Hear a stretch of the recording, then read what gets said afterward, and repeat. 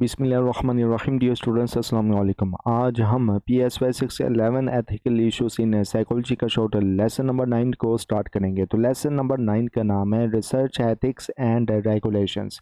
Lesson बहुत ही interesting है क्योंकि इसमें ना रिसर्च को लेकर एथिक्स और जो रिसर्च को लेकर रेगुलेशंस होती है डिफरेंट रिसर्च पर्सपेक्टिव्स में ओवरऑल आपको ना इस लेसन नंबर 9 के अंदर बताया गया। तो लेसन को स्टार्ट करने से पहले मेरी रिक्वेस्ट है उन व्यूवर्स से या साइकोलॉजी के स्टूडेंट्स से या जो भी ये वीडियो वॉच कर रहा है, मेरी आपसे रिक्वेस्ट है कि अगर आपने साइकोलॉजिस्ट कम्युनिटी यूट्यूब चैनल को सब्सक्राइब नहीं किया तो kindly please psychologist community YouTube channel को सब्सक्राइब कर दें, वीडियो को लाइक करें, क्लासमेट के साथ शेयर करें। और अगर आप मॉडर्न और इस्लामिक साइकोलॉजी को जानना चाहते हैं तो inner Psychoflix YouTube channel powered by psychologist community, इसी वीडियो के डिस्क्रिप्शन में आपको इनर साइकोफ्लिक्स यूट्यूब चैनल का लिंक भी मिल जाएगा। और आप हम इंस्टाग्राम, टिकटॉक, ट्विटर और फेसबुक में भी फॉलो करते हैं, प्लीज़ फॉलो कर दें। इसी वीडियो के डिस्क्रिप्शन में आपको इंस्टाग्राम, टिकटॉक, ट्विटर और फेसबुक का लिंक भी मिल जाएगा।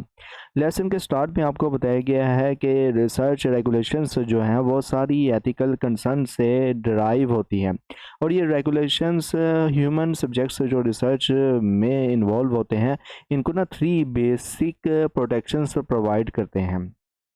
कौन कौन से? नंबर 1 पे इंस्टीट्यूशनल एश्योरेंस है।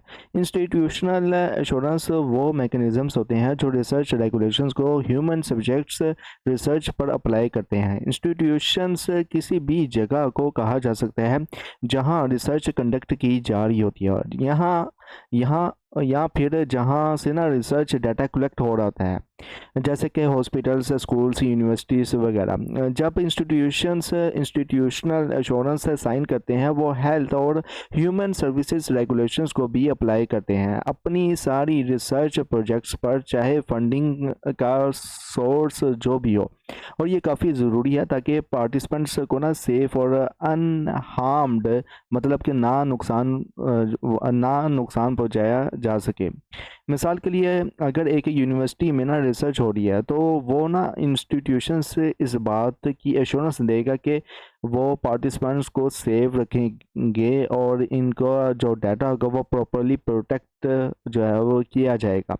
अब जैसे कि जब आप PSY 499A कोर्स या PSY 499B कोर्स रखेंगे, जब डाटा कलेक्शंस करेंगे गूगल फॉर्म बनाने के बाद, अक्सर क्या होता है कि व्हाट्सएप में जो है वो डिफरेंट स्टूडेंट्स कह रहे होते हैं कि हमारा ये गूगल फॉर्म फिल करते। तो मैं आप जो भी वीडियो वॉच करें काइंडली आप लाजमी तौर पर फिल किया करें क्योंकि जो है वो PSY 499 कोर्स आपने भी रखना है तो आपके लिए भी परेशानी होनी है कि कहाँ से डाटा कलेक्शंस हो। वो से डाटा कलेक्शंस में ज़ाहिर सी बात है कि रिसर्च जो भी हो रही होती है उसके अकॉर्डिंग ही इंफॉर्मेशन उस स्केल के लेकर आपने इनपुट करनी होती है, आंसर देने होते हैं। तो क्या है कि ज़ाहिर सी बात है कि जब आप रिसर्च कर रहे होते हैं तो फिर रिसर्च में आप ख़ुद ही जो है वो डाटा फिर सिक्योर करते हो, प्रोटेक्ट करते हो। और ये जो है वो फिर यूनिवर्सिटी की तरफ से जो है वो PSY 499A और B कोर्स इसी पर्पज़ के लिए ताकि आपको रिसर्च का पता चले। Okay. Review by an institutional review board की बात की जाए तो इंस्टीट्यूशनल इंश्योरेंस एक इंस्टीट्यूशनल रिव्यू बोर्ड मतलब IRB के थ्रू दिया जाता है।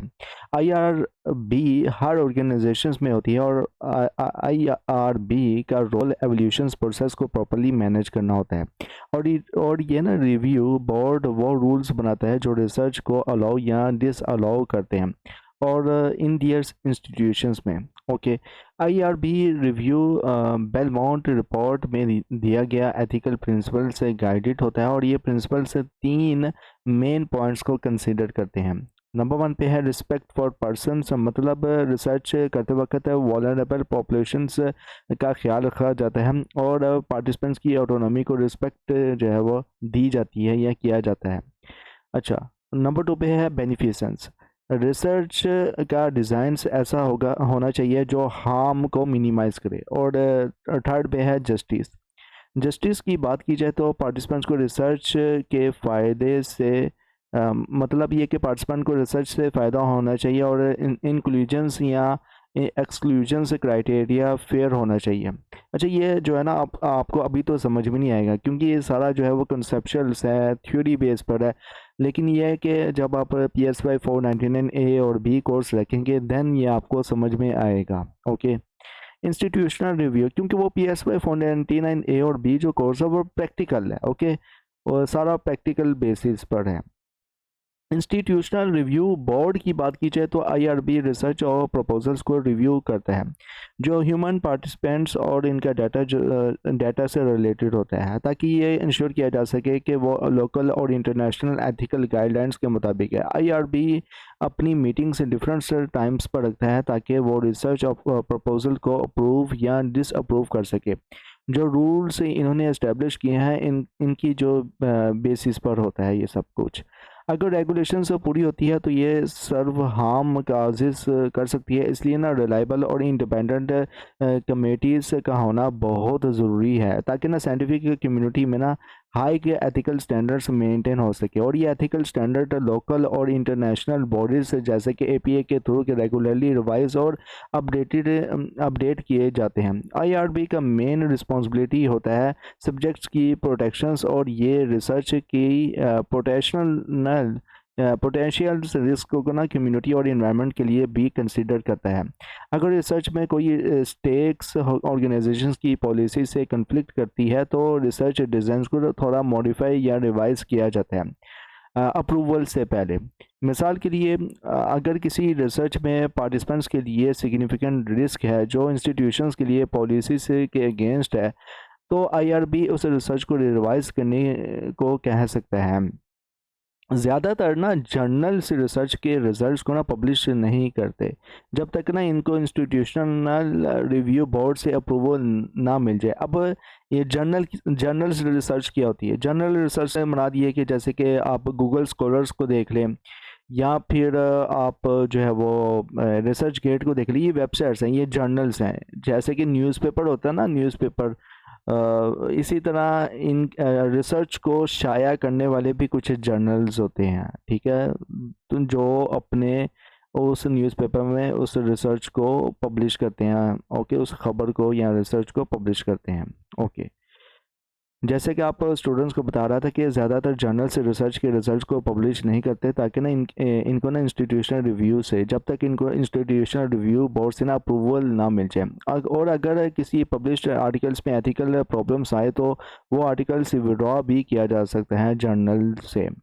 Authority of the institutional review board की बात की जाए तो IRB के पास ना कुछ पावर्स होती हैं। नंबर 1 पे क्या है कि IRB को रिसर्च को अप्रूव या डिसअप्रूव करने की अथॉरिटी होती है। नंबर 2 पे IRB आपकी रिसर्च को मॉडिफाई भी कर सकता है। नंबर 3 पे IRB आपकी रिसर्च को कंटिन्यूइंग रिव्यू करता है। नंबर 4 पे IRB जो चेंजेस करने को कहता है इनको ना ऑब्जर्व और वेरीफाई कर सकता है।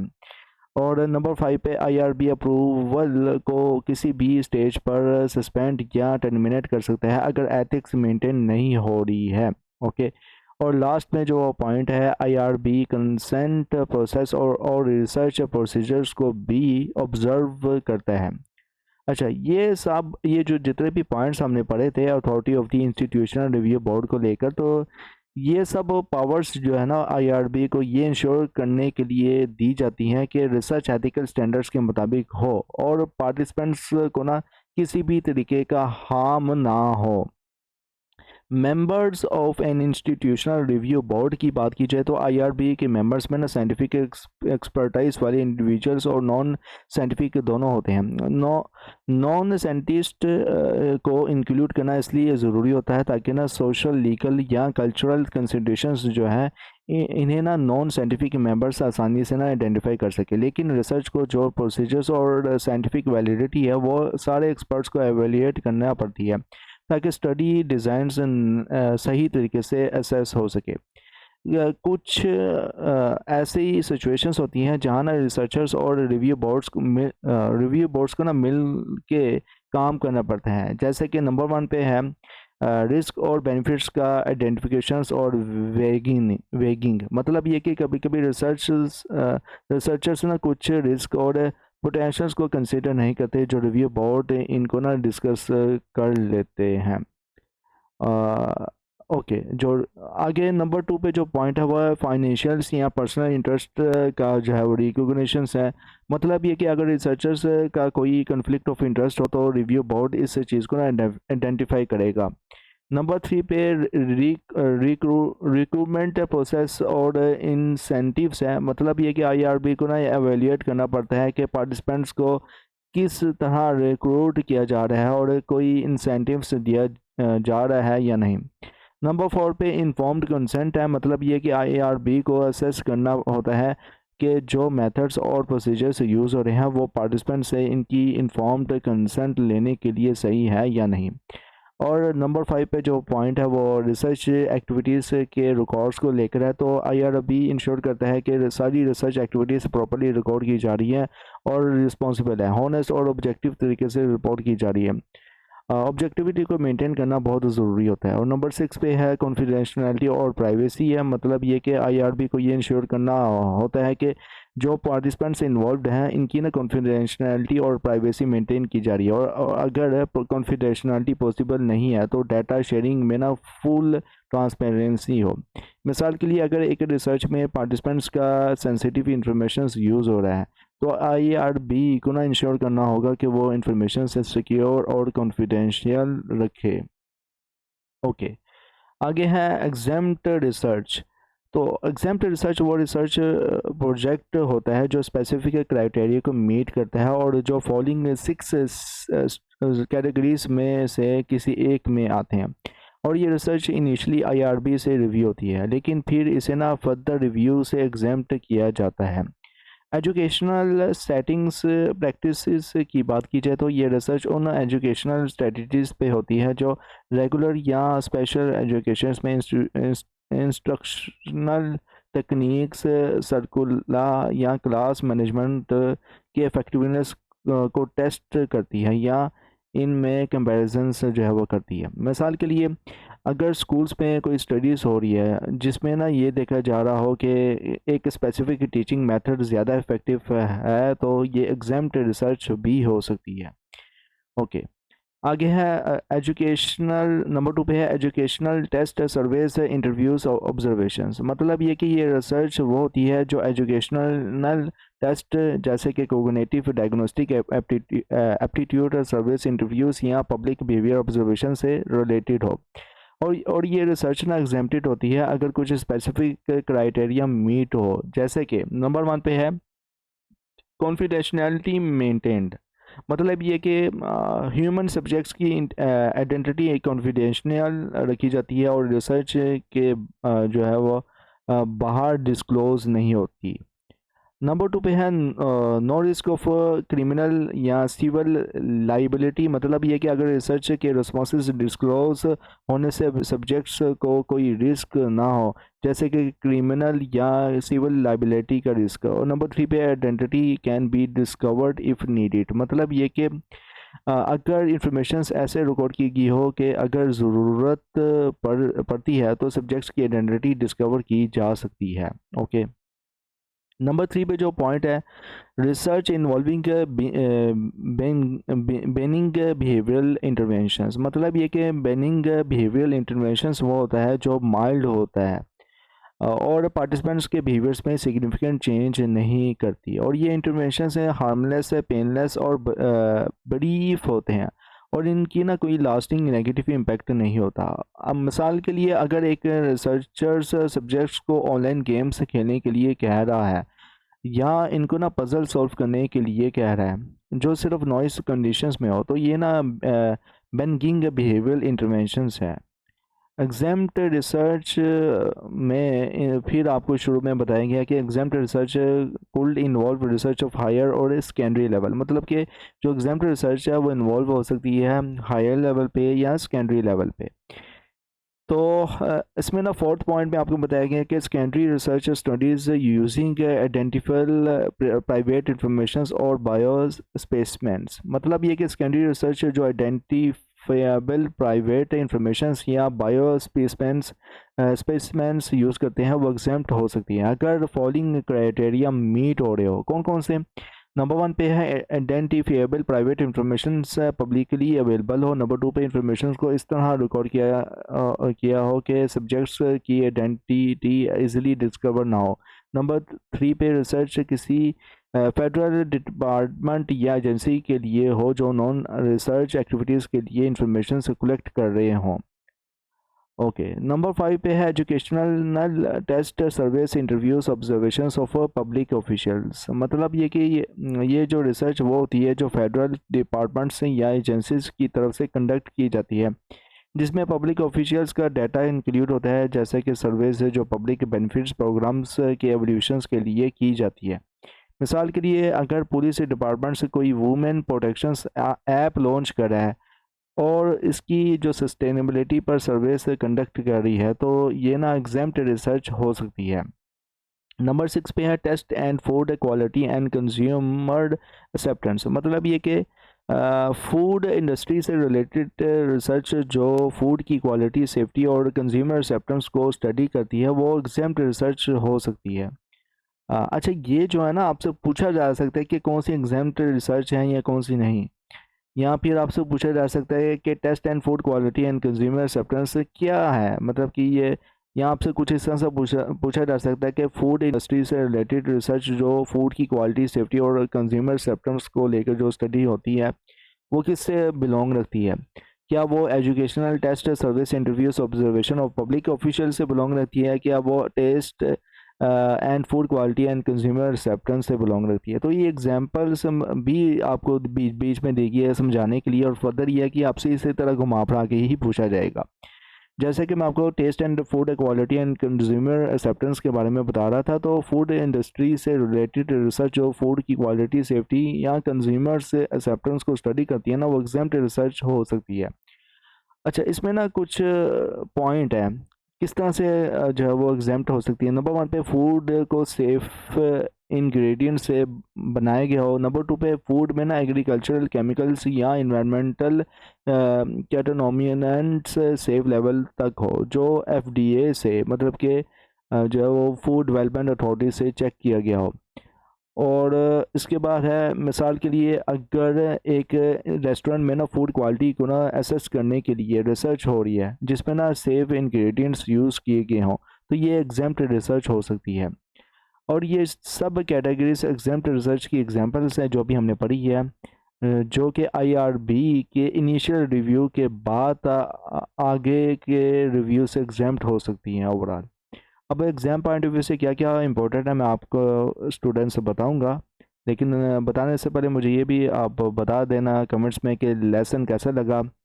एग्ज़ाम पॉइंट ऑफ व्यू से अब इसमें क्या क्या इंपॉर्टेंट है, आप बीच बीच में मैंने कुछ इंपॉर्टेंट पॉइंट्स बताए थे कि ये एग्ज़ाम पॉइंट ऑफ व्यू से इंपॉर्टेंट है।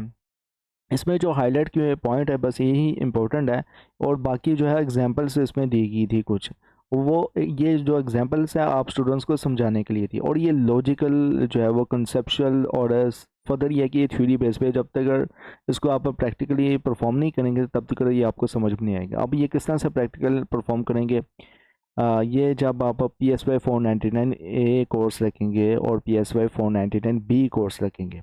एग्जाम पॉइंट ऑफ व्यू से मैं कुछ भी आपको बता देता हूँ, जैसे कि बेनिफिशियंस से क्या मुराद है आपसे पूछा जा सकता है, या रिसर्च में बेनिफिशियंस से क्या मुराद है। तो ये एग्जाम पॉइंट ऑफ व्यू से ये इंपॉर्टेंट हो सकता है, इसको मैं वैसे हाईलाइट कर ही लेता हूँ। और इसी तरह आपसे रिस्पेक्ट फॉर पर्सन से क्या मुराद है, या रिसर्च में जस्टिस से क्या मुराद है। ओके, और उसके बाद तो ये जो है बहुत ही इंपॉर्टेंट है, इसको मैंने हाईलाइट करना भूल गया था, इसको मैं हाईलाइट कर लेता हूँ। ये एग्ज़ाम पॉइंट ऑफ व्यू से बहुत इंपॉर्टेंट है। इसको जब मैंने पढ़ा है तो मुझे आइडिया हो गया कि ये पूछा जा सकता है, कि आपसे पूछा जा सकता है स्टूडेंट्स एग्ज़ाम में शॉर्ट लॉन्ग क्वेश्चंस में, MCQs में, कि इंस्टीट्यूशनल रिव्यू बोर्ड में अथॉरिटी की किस टाइप की होती है रिसर्च को लेकर IRB के पास। तो ये एग्ज़ाम पॉइंट ऑफ व्यू से 2-3 ही जो है अथॉरिटी इंपॉर्टेंट है। फर्दर ये कि सारी अथॉरिटी इंपॉर्टेंट है, लेकिन ये कि इसको एग्ज़ाम पॉइंट ऑफ व्यू से आप 2-3 जो है वो याद रख लीजिएगा, ताकि आपको अगर पूछा जाए तो आप इसका जवाब लिख सकें।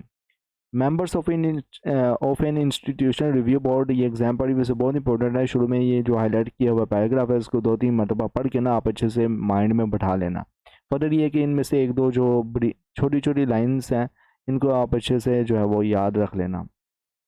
ओके, एग्जाम्प्ट रिसर्च क्या होती है, एग्जाम पॉइंट ऑफ व्यू से बहुत इंपॉर्टेंट है। 2-3 आपसे पूछी जा सकती है कि 2-3 एग्जाम्प्ट रिसर्च के नाम लिखें, जिसमें आप educational setting, practice, educational test, service, interviews, observations जो है वो बता सकते हो एग्ज़ाम में। Research involving benign behavioural interventions बता सकते हो। इसी तरह एग्जाम्पल रिसर्च जो है वो ये फर्दर 4 और 5 इनको भी आप बता सकते हो, 6 को भी बता सकते हैं अगर नाम पूछा जाए। फर्दर ये है कि इनका डिफरेंशिएट ही पूछा जा सकता है। सपोज आपसे पूछा जा सकता है कि educational test service interviews observations of public officials, ये किस से रिलेटेड रिसर्च होती है इसमें एग्जाम रिसर्च को लेकर। तो आपको पता होना चाहिए कि ये जो educational test service interviews observations of public officials जो रिसर्च कंडक्ट की जाती है या आमतौर पर सपोर्ट करती है फेडरल डिपार्टमेंट को लेकर और एजेंसी की तरफ और एजेंसी को लेकर। अदरवाइज़ ये जो सब्जेक्ट होती है वो अप्रूवल ऑफ डिपार्टमेंट और एजेंसी हेड से ही होती है। तो इस तरह से आप इसका जो है ना वो आपको एग्ज़ाम में एग्ज़ाम रिसर्च को लेकर कोई भी उठा कर ना आपसे पूछा जा सकता है।